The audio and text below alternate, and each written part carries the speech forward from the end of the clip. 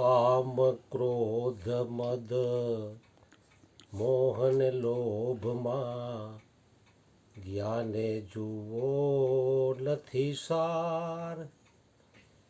આ અવસર જો ચૂકી ગયા તો ખાસો જમના માર. ભાઈ તું ભજી લેને કીર્તાર. આમાં કહે છે કામ ક્રોધ અને લોભમાં જ્ઞાને જુઓ નથી સાર. જ્ઞાન દ્રષ્ટિથી જોવે તો ખબર પડે કે આમાં સાર નથી.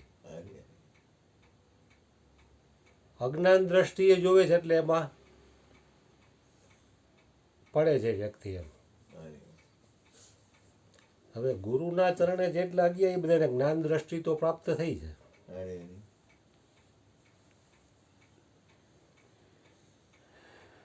કુંભ કા બાંધા જલ રહે, જલ બિન કુંભ ન હોય. જ્ઞાન કા બાંધા મન રહે અને ગુરુ બિન જ્ઞાન ન હોય. હવે ગુરુના ચરણે જેટલા ગયા એ બધાને જ્ઞાન દ્રષ્ટિ તો પ્રાપ્ત થઈ છે. છતાંય આ આંતર શત્રુઓ એટલા ખતરનાક છે ને કે આની વિસ્મૃતિ કરાવી દે છે.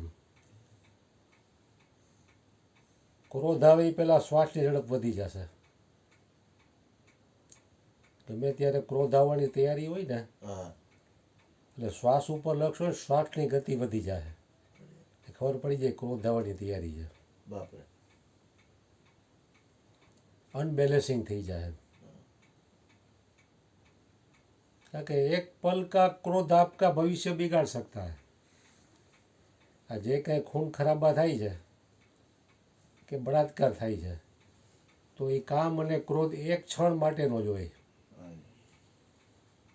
પછી વ્યક્તિ આજીવન 20 વર્ષ જેલમાં બેઠો બેઠો પછતાય.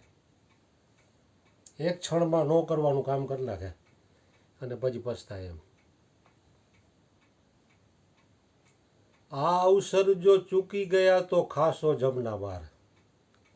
કારણ કે મનુષ્ય જન્મ છે એ જ મોટા મોટો અવસર છે.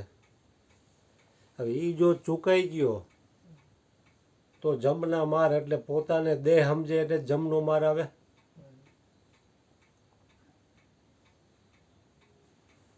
પોતાને જે દેહ સમજે છે દેહનું મૃત્યુ એ પોતાનું મૃત્યુ સમજે છે એને જમનો માર પડે છે.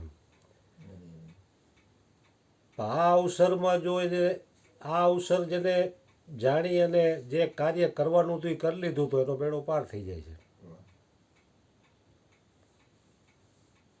આ રે અવસરમાં જેને સદગુરુને સેવ્યા. વસ્તુ આ દેહમાં બતાવી સોહંગી લાલ. આ રે અવસરમાં જેને સદગુરુને સેવ્યા એમ. એટલે આ અવસર મનુષ્યનો જે અવસર મળ્યો છે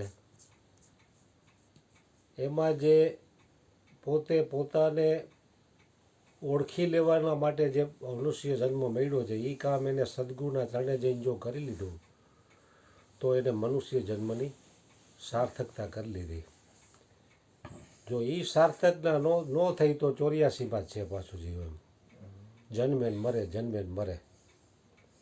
કારણ કે આ એક જ મનુષ્ય જન્મ એવો છે કે આમાંથી વ્યક્તિ પરમાત્મા પ્રાપ્તિ કરી શકે છે. બીજી કોઈ યોનિઓમાં સુલભ નથી. આ કીધું ને વાણીમાં મનુષ્ય જન્મ ધરી અને હરિ ન ભજે તો એને લાખ વાર ધિકાર. એટલે હરિભજન કરવા માટે જ મનુષ્ય જન્મ મળ્યો છે. સારામાં સારો અવસર છે આ. એટલે આ અવસરમાં જેને સદગુરુ મળ્યા. સદગુરુ કે આકાશ પાતાળમાંથી પરમાત્મા કે લાવી દેતા નથી. વસ્તુ આ દેહમાં બતાવી સોહંગી લાલ. કે પોતાની અંદર જ છે ખબર નથી.